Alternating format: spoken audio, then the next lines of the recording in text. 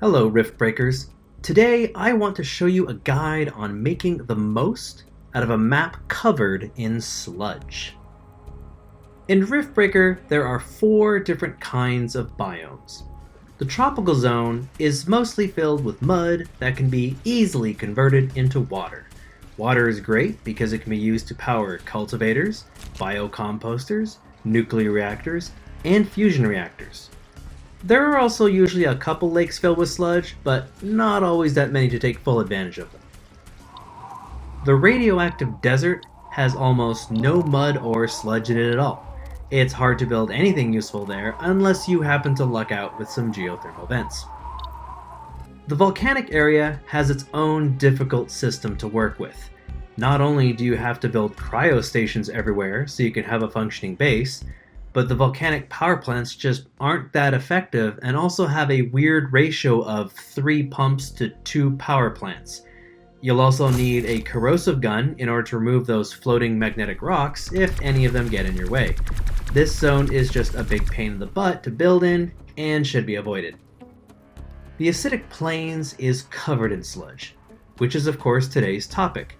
You might think this can be a downside, but sludge can be used to produce a large amount of power. One of the first large outposts that I ever built was using gas power plants fueled from sludge. In the beginning, they're not all that great, but after researching a few levels, they start producing massive amounts of power. It basically replaces the need for wind or solar, especially since the random events don't affect them. Let's talk about some of the building ratios we need to consider for gas power plants if we were to use 2 liquid pumps as the baseline. At level 1, 2 pumps generates 200 sludge per second. This feeds 2 gas filtering plants, generating 50 flammable gas per second, which feeds 1 gas power plant, generating a modest 500 energy per second. Not exactly that impressive yet.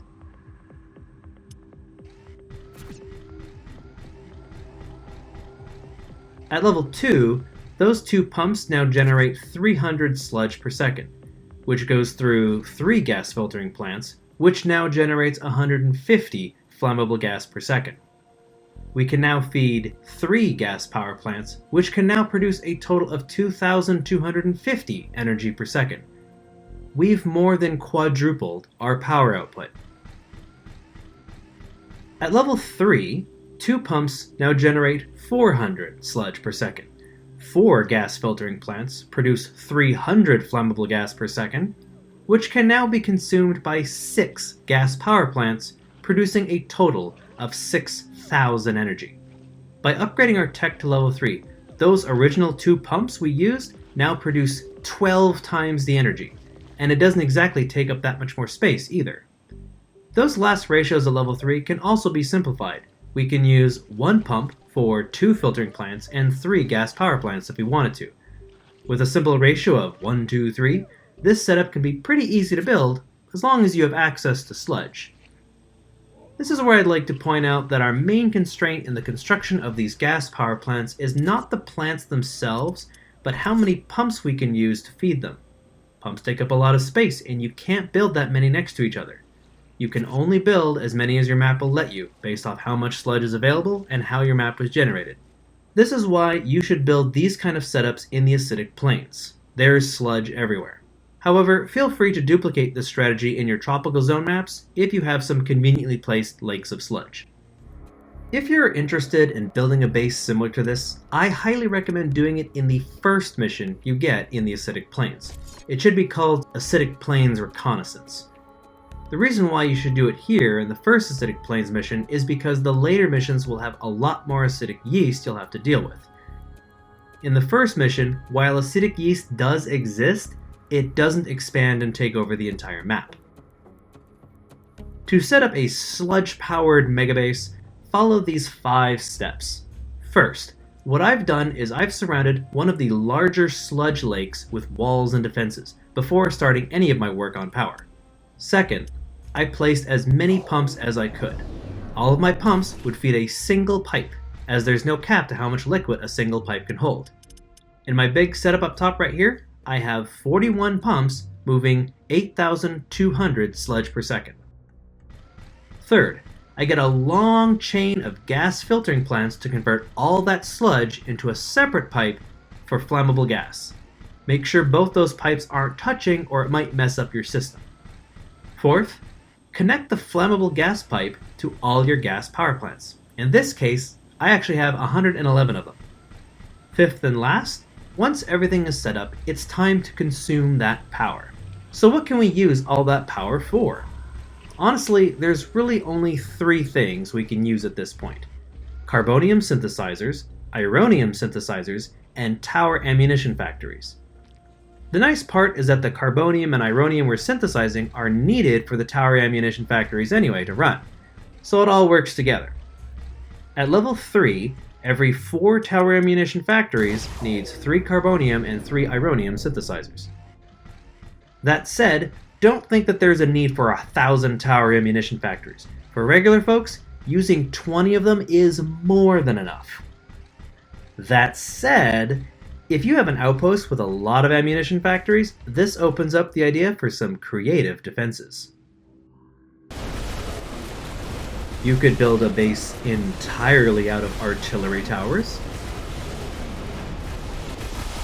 You could build a base entirely with rocket towers.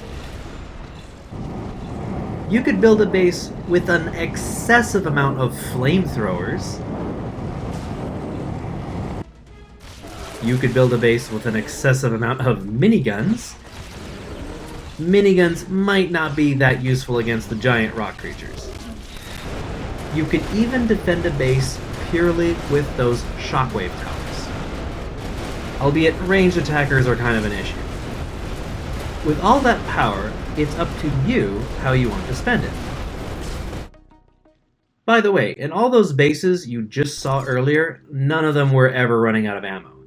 I have around 60 tower ammunition factories, and at level 3 that basically means over 250 defensive tower ammunition per second. Nothing ever runs out.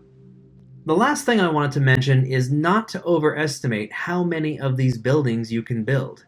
They do not consume power or resources if they're inactive, so the little screen at the top right might be misleading to you.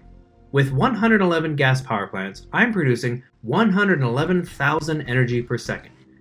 Using the ratio of 4 ammunition factories for every 3 carbonium and 3 ironium synthesizers, we can build a total of around 80 ammunition factories, 60 carbonium synthesizers, and 60 ironium synthesizers. If we decided to only produce synthesizers, we could easily make around 300 carbonium and ironium per second. We might as well call it infinite at that point, since it's very hard to consume resources that fast. The beauty about how outposts work is that once this base is set up, any map you're in will basically have unlimited tower ammunition and unlimited carbonium and ironium. This includes any new outposts, as well as your headquarters. You'll never have to build tower ammunition factories anywhere else after this. You can also use a lot of the unused leftover space in this base for a massive amount of storage containers here as well. It's too bad that even with 1 million storage available, the game still complains and tells you to build more. Have fun burning sludge, everyone. I'll see you next time.